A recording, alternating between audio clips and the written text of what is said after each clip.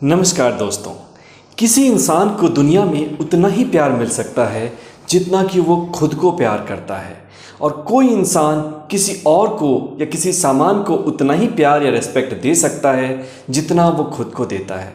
जी हाँ दोस्तों, ये है पावर सेल्फ लव की। इस वीडियो में मैं आज आपको बताऊंगा इस धरती का सबसे बड़ा मायरेकल सेल्फ लव, किस तरह से हम सेल्फ लव को अपनी लाइफ में बढ़ा सकते हैं और क्या क्या ऐसे मायरेकुलस फ़ायदे हैं सेल्फ लव के।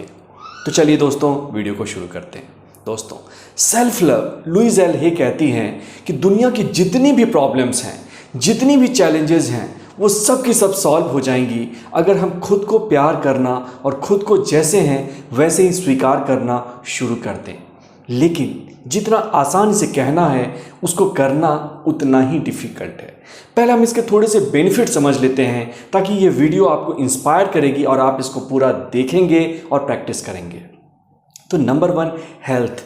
सेल्फ लव का फ़ायदा ये होता है कि आपकी इम्यूनिटी बूस्ट हो जाती है, आपका वेट परफेक्ट हो जाता है क्योंकि आपकी सेल्फ इमेज अच्छी हो जाती है।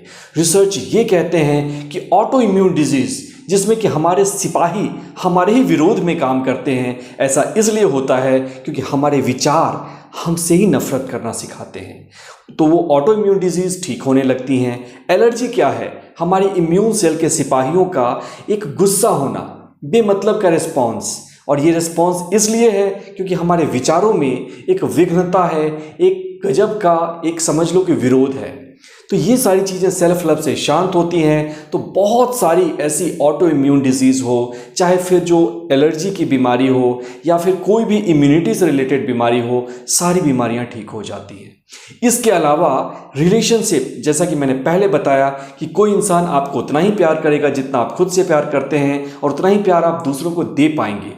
और किसी भी रिलेशनशिप की बेस होती है प्यार। तो वो सेल्फ लव के कारण रिलेशनशिप अच्छे होने लगते हैं। स्पिरिचुअलिटी मतलब हमारा डिवाइन से कनेक्शन मजबूत हो जाता है क्योंकि डिवाइन या गॉड कहीं बाहर नहीं, हमारे अंदर ही है। और जब वो हमारे अंदर है तो जब हम खुद से प्यार करते हैं तो उस परमेश्वर से, उस परमात्मा से भी जुड़ जाते हैं।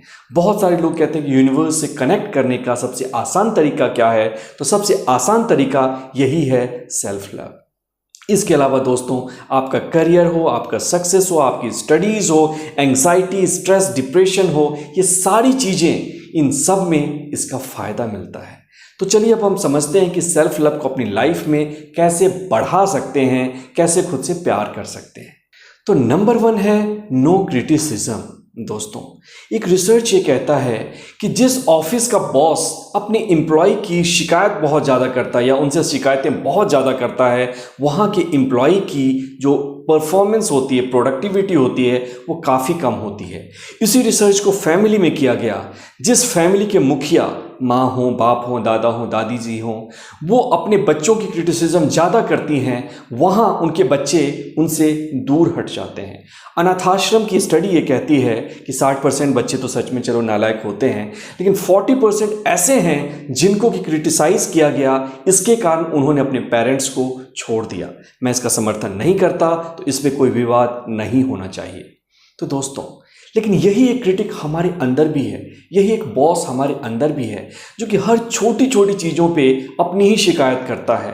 तुम्हें हर चीज़ में परफेक्ट होना है, तुमने ऐसे क्यों नहीं किया, तुम सुबह क्यों नहीं उठे, तुम दौड़ने क्यों नहीं गए, तुमने ये काम क्यों नहीं किया, ऐसे खाना क्यों खाया, खाना खाते समय गिर क्यों गया, तुम लेट क्यों हो गए। हर चीज़ पे ये क्रिटिसाइज़ करता है और इस क्रिटिसिज्म के कारण हम सेल्फ लव नहीं प्राप्त कर पाते हैं दोस्तों। लेकिन साइकोलॉजिस्ट का रिसर्च ये कहता है कि हम प्रैक्टिस से इसको सेल्फ एप्रिशिएशन में चेंज कर सकते हैं। करना क्या है? जब भी आप खुद को देखो कि आप अपने आप को क्रिटिसाइज कर रहे हो, अपने आप को नेगेटिव कर रहे हो, उसी समय रुको और देखो कि मेरे में क्या क्वालिटीज़ हैं जिसके लिए कि मैं खुद को अप्रिशिएट कर सकता हूँ। इस तरह से जब भी नेगेटिव हो, क्रिटिसिज्म से खुद को अप्रिशिएशन में चेंज करो, क्रिटिसिज्म से अप्रिशिएशन में चेंज करो, और धीरे धीरे आपके ब्रेन की सर्किट्स चेंज होंगी और आपकी सेल्फ अप्रिशिएशन आदत बन जाएगी, और यहीं से सेल्फ लव की शुरुआत होती है। Second is self compassion. दोस्तों, दलाई लामा साहब ये कहते हैं कि ध्यान करो ना करो, लेकिन दया की भावना तुम्हारे अंदर ज़रूर होनी चाहिए। दया इतनी इम्पॉर्टेंट है, और ये दया की शुरुआत कहीं बाहर से या किसी भिखारी के लिए ना हो, ये दया की शुरुआत खुद के लिए हो, क्योंकि हम खुद से ही बहुत ज़्यादा आजकल नफरत करते हैं। दोस्तों, इस पे साइकोलॉजिस्ट प्रोफेसर नेफ ने बहुत अच्छी किताब भी लिखी है। उन्होंने ये बताया है कि माइंडफुलनेस के सहारे हम अपने अंदर की नफ़रत को, अपनी फ्रस्ट्रेशन को, अपने गुस्से को फिर से प्यार में बदल सकते हैं। और उसका तरीका ये है कि जब भी हम दुखी हों, सफ़र कर रहे हों, फ्रस्ट्रेटेड हों, एंग्री हो, जीलसी में हों, हम खुद को याद दिलाएं कि चलो, सफरिंग तो मेरी लाइफ में है ही, क्या मैं इस सफरिंग के समय भी खुद को प्यार कर सकता हूँ। और सेकंड टेक्निक ये है माइंडफुलनेस मेडिटेशन। वो कहते हैं जब भी आप सफ़र करें उस समय आप खुद को देखें कि क्या हो रहा है। और तीसरी टेक्निक बुद्धिस्ट टेक्निक है लव एंड काइंडनेस मेडिटेशन, जिसको कि मेटा मेडिटेशन भी कहते हैं। इस टेक्निक को आपको सीखनी पड़ेगी, या कभी मैं भी अपने वीडियोज़ के सहारे इसको आपको ज़रूर बताऊँगा। Next is pamper yourself. दोस्तों, मैं बहुत सारे ऐसे लोगों को जानता हूँ जो कि साल में एक भी छुट्टी नहीं लेते, जो उनको अगर घूमने का पैसा भी मिलता है तो वो उसको भी कंज्यूम कर लेते हैं, लेकिन कभी घूमने नहीं जाते, कभी किसी अच्छे रेस्टोरेंट में नहीं जाते, कभी दोस्तों के साथ क्वालिटी टाइम स्पेंड नहीं करते। वो इंतज़ार में बैठे हैं कि कुछ मेरे लाइफ में बड़ा होगा, कुछ विलक्षण होगा, कुछ मिरेकल होगा, उसके बाद मैं इंजॉय करना शुरू करूंगा। लेकिन दोस्तों, जिस दिन आपने खुद को इंजॉय करना शुरू किया, अपनी लाइफ को अच्छे से देखना, अच्छे से जीना शुरू किया, उस दिन आपकी लाइफ में सब मिरेकल्स ही होगा और आपकी लाइफ में सारी चीज़ें ऑटोमेटिकली पटरी पे आ जाएंगी। इसलिए कुछ टाइम घूमने के लिए भी निकालें, कुछ टाइम अच्छा खाना खाने के लिए निकालें, कुछ टाइम अपने दोस्तों के साथ, रिलेटिव्स के साथ, सगे संबंधियों के लिए भी निकालें। और जब आप ऐसा करते हैं उस समय अपने अंदर बैठे हुए बच्चे को पैम्पर कर रहे होते हैं, प्यार कर रहे होते हैं, और इसका रिस्पॉन्स ये होता है कि आपका सेल्फ लव काफ़ी खुद के लिए बढ़ता है। और तो और जो मैंने बेनिफिट्स बताए, वो सारे बेनिफिट्स, वो सारे चमत्कार आपकी लाइफ में घटित होने शुरू हो जाते हैं। अगला पॉइंट है ब्रेक रूल्स ऑफ सोसाइटी। दोस्तों, मेरे पास एक राइटर आए थे कोचिंग के लिए। वो कहते थे मैं हर जगह से परेशान हूँ, क्या तुम मेरी मदद कर सकते हो। मैंने कहा कि प्रॉब्लम क्या है। उन्होंने कहा मैं बहुत स्ट्रेस में रहता हूँ, एंग्जाइटी में रहता हूँ, क्योंकि मैं चाहता हूँ कि मैं कुछ अच्छा करूँ, दिन में अच्छे से लिखूँ, सुबह जल्दी उठूँ, जो भी अच्छी किताबें हैं उनको पढ़ूँ, लाइब्रेरी जाऊँ, लेकिन मैं ऐसा कर नहीं सकता। मैंने उनको कहा कि आपकी सफरिंग का कारण क्या है, आपको लगता है। उन्होंने कहा कि हाँ, मैंने रूल्स बनाए हैं।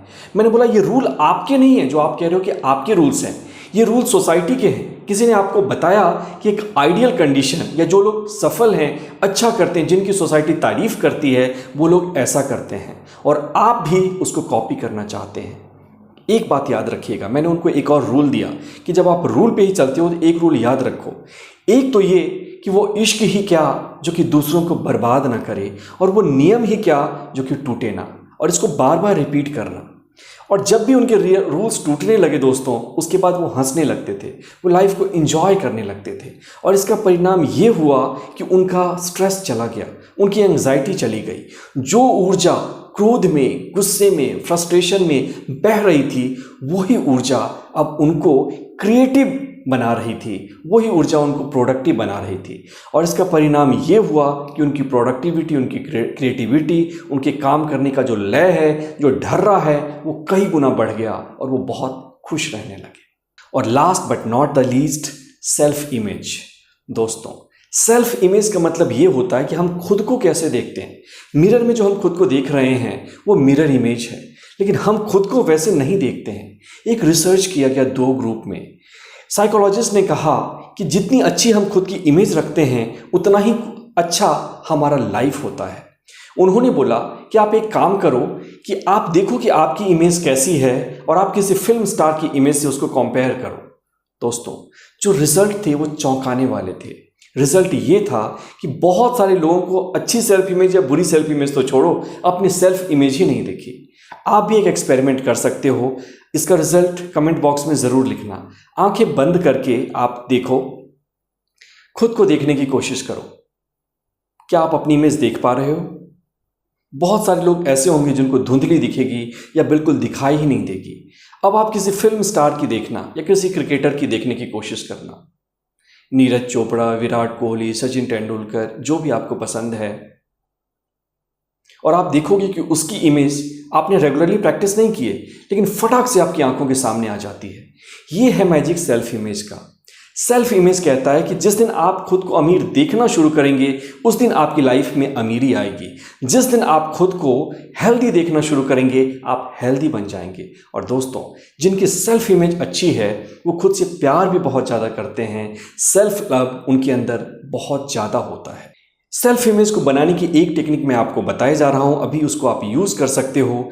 आप अपने मन में अभी भी कर सकते हो आप एक्सपेरिमेंट, किसी भी ऐसी मेमोरी को याद करो जबकि आपने कुछ अच्छा परफॉर्म किया था, आप बहुत ही कॉन्फिडेंट थे। पूरी तरह से उसको देखो, इमेज को, क्या आवाज़ें आ रही हैं उन आवाज़ों को सुनो और क्या फीलिंग आ रही है उस फीलिंग को महसूस करो। और उसके बाद मिरर में अपने आप को देखो और आंखों में आंखें डाल के कहो कि मैं तुमसे प्यार करता हूँ, मैं तुमसे प्यार करता हूँ। दुनिया में जिसे मैं देख रहा हूँ मिरर में वो दुनिया का सबसे बेस्ट आदमी है, मैं तुम्हें प्यार करता हूँ। और दोस्तों, इस तरह से जब आप कुछ दिन प्रैक्टिस करेंगे तो आपकी सेल्फ इमेज बहुत ज़्यादा अच्छी हो जाएगी। और लास्ट पॉइंट एक और मैं बताया जा रहा हूँ आपको, वैसे तो लास्ट मैंने इसको बोला था, वो है कि ओपन योर हार्ट चक्रा। दोस्तों, हमारे पॉजिटिव इमोशंस का जो सेंटर है वो सेंटर हमारा हार्ट है और नेगेटिव इमोशंस का सेंटर हमारे ब्रेन में है जिसको कि एमिगडाला कहते हैं। दोस्तों, जब आप हार्ट मेडिटेशन करते हैं, लव मेडिटेशन करते हैं, उस समय क्या होता है कि आप अपने हार्ट को सिखा रहे होते हैं कि मैं बॉस हूँ, ब्रेन बॉस नहीं है। और जो भी नेगेटिविटी आपके अंदर है वो शांत हो जाती है और आपके अंदर फिर से प्यार उभरने लगता है। मतलब कि आप अपनी बॉडी को, अपने माइंड को, अपने हार्ट को सिखा रहे हो कि प्रेम की जो फीलिंग है वो फीलिंग अपने अंदर कैसे पैदा की जाए। और इसकी टेक्निक भी बहुत सिंपल है, हार्ट मैथ इंस्टीट्यूट ने दिया है कि अपने हाथों को हार्ट के ऊपर रखिए, हार्ट में फील करिए कि आप सांस ले रहे हैं और कोई भी अच्छी मेमोरी अपने लाइफ की जबकि आपने अच्छा किया उसको याद करने की कोशिश करिए और गॉड को थैंक यू बोलिए। दोस्तों, इन सब को जब आप प्रैक्टिस करेंगे ना तो आपको डेफिनेटली रिजल्ट मिलना शुरू हो जाएगा। दोस्तों, मैं इंस्टाग्राम पे भी लाइव आता हूँ और आपके क्वेश्चंस लेता हूँ, मेडिटेशन करवाता हूँ। अगर आप मेरे से जुड़ना चाहते हैं तो आप वहाँ पे जुड़ सकते हैं और आप कमेंट में लिखकर बताएं कि वीडियो कैसी लगी और जो एक्सपेरिमेंट मैंने दिया था उस एक्सपेरिमेंट का आंसर भी ज़रूर लिखना। Thank you.